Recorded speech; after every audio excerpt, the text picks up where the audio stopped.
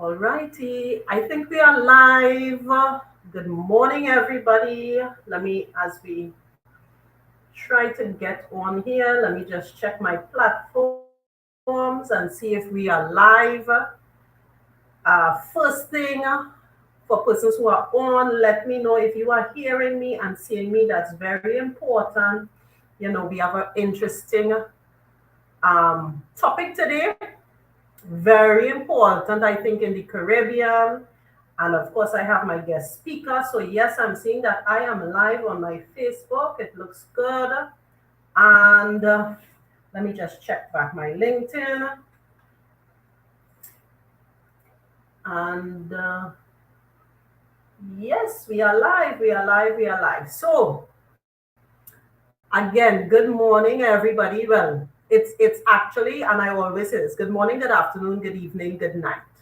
It's about 12 noon here in the Caribbean, at least those closer to Trinidad and Tobago. Jamaica might be, a little hour or so off from us. Hi, my name is Debbie Jolie. For persons that don't know, um, hi Tessa. Um, I am a entrepreneur, a digital entrepreneur, a marketing strategist, and I work with organizations to help them increase their top line goal, right? Today we have an interesting topic because we are going to talk a little bit about career planning, career advancement, and I'm excited to share what we have in store for you today, especially because now in the Caribbean, a lot of secondary school students are in the process of writing exams, and of course, they may be thinking about what are they going to do next, right? Similarly, there would be, I always come across a lot of persons as well too that are changing careers, right? And thinking about, what's in, how to choose what they need to do next, what are the skills they need, what is going to help them take their career to the next level. And so I'm excited, excited, excited. I'm just checking my platforms. If you are joining me, I'm seeing persons coming on live, and of course, I'm trying to coordinate everything. Let me know where you are joining me from. Let me know what platform you are joining me from. We are supposed to be live on LinkedIn. We are supposed to be live on Facebook. We're supposed to be live on YouTube. And of course, I'm always excited because that community, I get persons from all around the world. So let me know if you're seeing me and hearing me on LinkedIn. Let me know if you're hearing me. You're listening to this on Facebook or on YouTube. And let me know what part of the world you are joining me from. As I said, today's session is all about career planning. And I'm going to bring in a colleague of mine. We share a lot of similarities, and she and I are also different in many ways. She is an educator. She and I share a background in from Cipriani College, and she's also a consultant. She's a mom. I know we chatted about a lot of these complexities and how we balance these things. So I'm excited to bring Arlene on. And Arlene, feel free to introduce yourself to our audience. Good morning to our LinkedIn family, Facebook family, YouTube family, and any other platforms that may be watching this morning. My name is Mrs. Arlene Hamlin Paul. And as Debbie alluded to, I have a very multifaceted background, but today we're going to focus on the area of education. I've been an educator for almost 30 years, ranging from the special education area to the tertiary level education area. My career spans from the military to EMS to social sciences, criminology. So, as I said, multifaceted. And today, I hope to share some of my experiences and learnings with you. So, thank you very much for logging in. Thank you so much, Arlene. And I want to actually let's perhaps start there. And I know academic choices and career planning, can evolve. Mine did. So what prompted you to get into academia? What prompted you to get into this, the education space? The prompt was something that I got back to after being away from it. As a child, my story is that I would play school, so to speak, in our local parlance with books and imaginary children and everything. So that urge to teach was always there. But of course, I had, career aspirations of being in the medical profession. So I pursued in that area. And what I realized after getting into that area, I became an instructor. I became a tutor. Prior to that, starting at about 19, I did some teaching through the Ministry of Education. I don't know if you remember the OJT program. That is where I Yes, yes. started at 19 Okay. as a teacher's assistant. And so that blossomed over the years. And every area that I have studied in or worked in, somehow I would end up lecturing or teaching in that area. And so Mm. finally, many years ago, embracing fully that education was indeed my choice of career eventually. So wonderful. And I got into teaching because of my stutter. I've shared that story. Yes. And it it was just that at that point in time. Hey, I wanted to be able to command my voice and I got into it. I don't quite have 30 years, but I have 15 plus years there. And I think it has taught me so much, right? You get to meet a lot of people, you share a lot of stories, you impact persons' lives in many ways, right? As a teacher, right? Persons look at you for a lot of, help and advice. So I want to start with that a little bit, right? Because I think when you are coming out of school, some persons know exactly what they want to do. Some do not. I did not. I kind of found my way in my 20s. But what do you think are some of the challenges that students have now? And it's kind of two arm prong. So, what are the challenges that students have now in deciding along their career path? And what is the role of your parents or your support system in beginning to guide that first stages? You smile. Yes, I smile because one of the things that came to mind when you started, going to the question was the fact that we have so many choices. The Yes. world is a global village and there are so many choices for our young people. So they're exposed to a lot, which is good, Yes. but it can also be distracting. And I'm Mhm. glad that you spoke about the parents. As parents, even as educators, it is our responsibility to recognize talent, to recognize passion.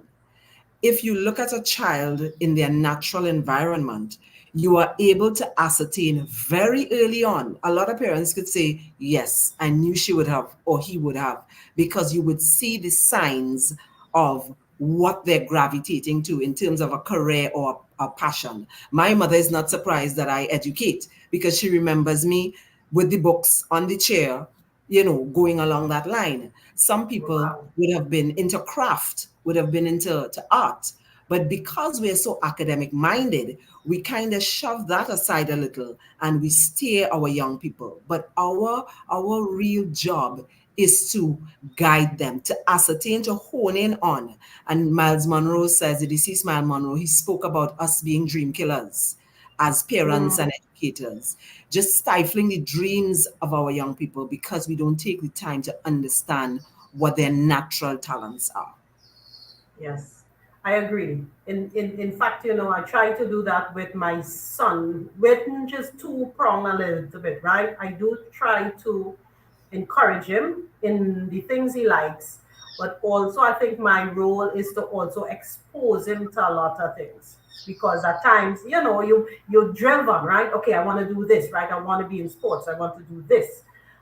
But I try to expose him to a lot of things and open him up so that now he has the Choice. opportunity to then decide. And and as I said, we do have a lot of choice. Choice. It's not so linear as before, right? The next question I want to ask you about career planning is what is your role as an educator? Give persons a little bit of background in terms of how you help, prepare persons for getting into the career space, because going to school and learning particular skills in school is one thing, and then mapping that and utilizing those softer skills in a professional environment is different. So how do you help persons to kind of begin to bridge that gap, in terms of a movement from school to the workplace? So one of the first things I ask persons who come to me is, what is your career choice? Tell me what do you believe you are created to do? Purpose. And they would give me, let's say marketer, want to get into marketing. And I said, okay, great. What is required for you to get into marketing? Some of them, a lot of the time, they're not sure. I ask, Correct. okay, what aspect of marketing marketing is broad. What area in marketing would you eventually like to specialize in? Again, no answer. So, what we have to do firstly is be able to ascertain what the market requires, what the industry requires in reference to what you choose as a career. Does the industry require a certificate, a diploma, a master's, a bachelor's degree, a postgraduate diploma? I wrote an article recently on that, and I was really moved. It's a passionate area of mine because there's so many people studying in areas but cannot relate those areas to their career choice. So it's like a merry-go-round. You choose something and then you realize, oh my gosh, it's not this. But there's no mapping out. And I like that word you use, mapping out, sitting down and actually mapping out what you want to do versus what is required in the industry or in the market. And most importantly, is the current career choice what I'm really called to do? Mm. Expand a Is little bit about that, because that taps into your purpose really. Yes, it does. And we complain about service a lot in our context here. We know service is not the best. Yes. Usually, the challenge with poor service, one of the main challenges with poor service, is the individuals are not called to purpose. They are in that place because it gives us salary. We are in that Mm. place because someone told us about this area of study. I had a conversation with some persons at a particular establishment, and I said to them, I said, we go to university, we learn in class, we study, we pass the exams, we get the degree, and we said, yes, we want to go out and make a change in the world. Because every interview, when we interview persons, they say, I want to make a difference based on what I've learned and I want to help people. But when they actually get into the job place, we don't see the functioning. There's a dissonance, there's a cognitive dissonance. How do we get students to understand the choice that you make must not only satisfy you, but understand if you're service oriented, you have to satisfy the needs of others? When you ask that question, some people start to revisit their choices, and that's good. Revisiting Yes. your choices, it's good because we want to create industry that is service oriented, that is second to none, that is world class in the Caribbean. And that's what getting that career in line, making career decisions that are prudent. It's important. Yes, we had actually had I actually had a discussion, a little snippet of that discussion with CETAL College this morning, talking about really our persons making the impact that they need to make in the careers that they have chosen. What is the disconnect at times, right?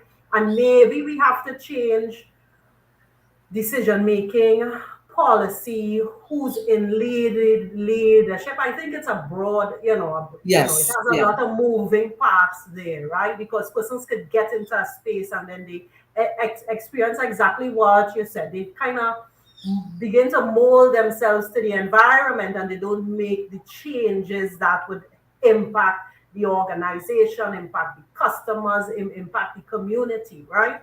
So I'm glad for this conversation and we could continue. I just want to just let persons know that if they have any questions or comments, feel free to put it in the chat. I'm trying to check and make sure that I'm not missing anything. So feel free. Again, let us know where you are joining us from. Feel free to put it in any questions or comments in the chat. And once I see it, I can easily pull it up and we can have, continue the dialogue. So Arlene, I want to ask another question which I think is important as well. And I only learned this as really an adult, right? Your network as a professional, right? And the role that plays in helping you navigate your career, right? I speak to quite a bit of young persons, and that's one of the things I tell them to do because at times they get despondent, right? Okay, I come out of school, I may not have all my passes. I don't, I'm not sure what school I want to go to. Um, they might be concerned about a number of things, right? And one of the things I try to encourage persons to do from a very young age, I told my son this, he's training for a tournament, and I said, listen, this tournament will be excellent. You'll be exposed to international players. You don't know the type of connection you will make, right? So tell me a little bit about your thoughts here in terms of building a network and how that can really impact your career. Right. So your network building starts for most of us as early as primary and secondary school. So we build that network. When we go out to university, that's where the real, as they say, the rubber hits the road. There are events that takes place. And just recently I was having a conversation with a young man. He graduated. He said, I can't get a job. I'm so frustrated. And I asked him, I said, did you join the UWI Alumni Association? He said, no. I said, why not? He said, well, I don't know. And I started to explain to him, I said, these are the types of networks that are going to align you with persons in your profession who are experienced. Because we continue to do the same things, the proverbial same things, and expect different results. We can't Results. hang out, socialize with the same people and expect to advance. In order to advance, as you just said, we need to network. So that means attending events. That means reaching out to persons, getting yourself involved in organizations as a volunteer. These are the types of things that young people need to engage in. But they want to go to school, hang out with their friends, get their degrees, and then magically some angel will come with a job. That's not how it works. Your Yes. job, your opportunities for employment and advancement will come through that networking, and you have to work at it. It's not hard. At university, there are several opportunities to network. There's always some conference, a workshop, etc. You attend these things, and this is Yes. where you are going to connect with persons who are in your field and are able to guide you, because you don't want to go around in circles, as I said before. When you encounter these people, they're able to say, okay, so you make this choice, you make that choice, look at these options. And so you get the assistance that you need. I agree, and I agree. There is a power in your alumni. I mean, Oh, yes. I could think about colleagues and friends I had from primary school that are Yes. active now, and they refer me to things, and then it builds. And as I said, I did give a young person some advice that said, if I do a degree or I further tertiary education and I don't get a job. And I said, here's what you need to do. You need to go and pursue it, but you also need to begin to volunteer. And that was like Yes. mind blowing. They didn't even think about it. I said, listen, Mhm. That is what is going to help you to build your career. That's right. And over the time, by the time you have finished that degree, you are in a more advantageous space than someone who had just, had just been perhaps just in a career, and or a person who had just been pursuing their education, right? You have both. You have both, and you can show that that you have elevated your skill set as well as you have this experience. So I do think that we need to, share a lot more in terms of what students should be doing, because Yes. the Yeah. path is not the same as it used to be, right? That's I right. have one more question here for you, and it's more along the lines of now, and this is a next challenge I see and hear a lot in terms of persons going out on interviews now, Mhm. right? And and the missteps you see, right? I talk a lot again to younger persons about you making eye contact, the types of things the way you dress, and also being cognitive of their digital presence, which persons That's correct. don't think about. Mhm. We didn't have that. And so now that I build my brand online, I'm very, very cognitive of what it is I put out there. So I would like you to share a few tips for first time persons that are going to interviews, because that's going to be the next phase here. We're going to have a Yes. lot of persons going through exams, they're finishing up, and they want to get into the working space. So maybe first, what are some of the challenges you see, or things you see that persons make a misstep, and what should they be doing in order to give them a better opportunity at getting that job?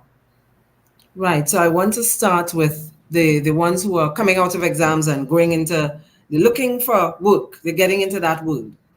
First thing, clean up that digital footprint. You made a very important point. Clean up that digital footprint. Because when you apply for a job now, one of the things they're asking you for is your social media handles. Don't wait until you apply and then try to clean.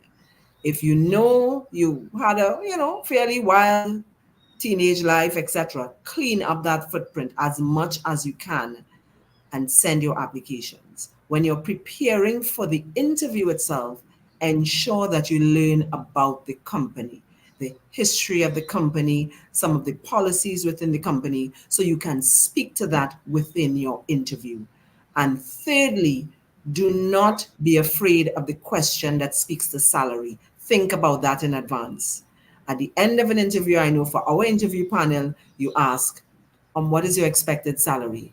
And then you're just, wondering. And then you say, well, I didn't have a salary in mind. Wrong answer. Wrong. Wrong answer.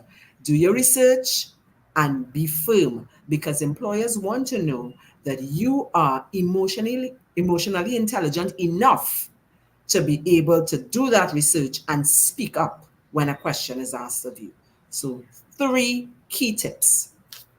That's excellent. And I agree with you, especially, yes, the salary. We have persons that don't know, and they should just do research. There's lots of research online now that you could find That's right. information in terms of a salary range for administrative person, a data entry person now coming in, what are the qualifications and so on. And also too, you hit the nail on the head in regard to researching of an organization. That you need to do research. I mean, even as a marketer, a sales professional, I will not call a company that I didn't go and check out their website. I'm going to their Right. website. I'm going Mhm. to look at what they're doing. I'm going to look at their social media handles. I want to understand what they're doing before I could frame any sort of discussion.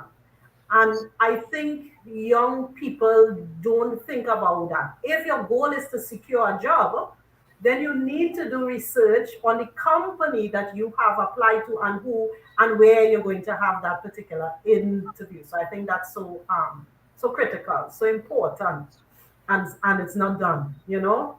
And we're not getting into the dress code today. We're not getting into the dress code. That is a session. That is a session all on its own.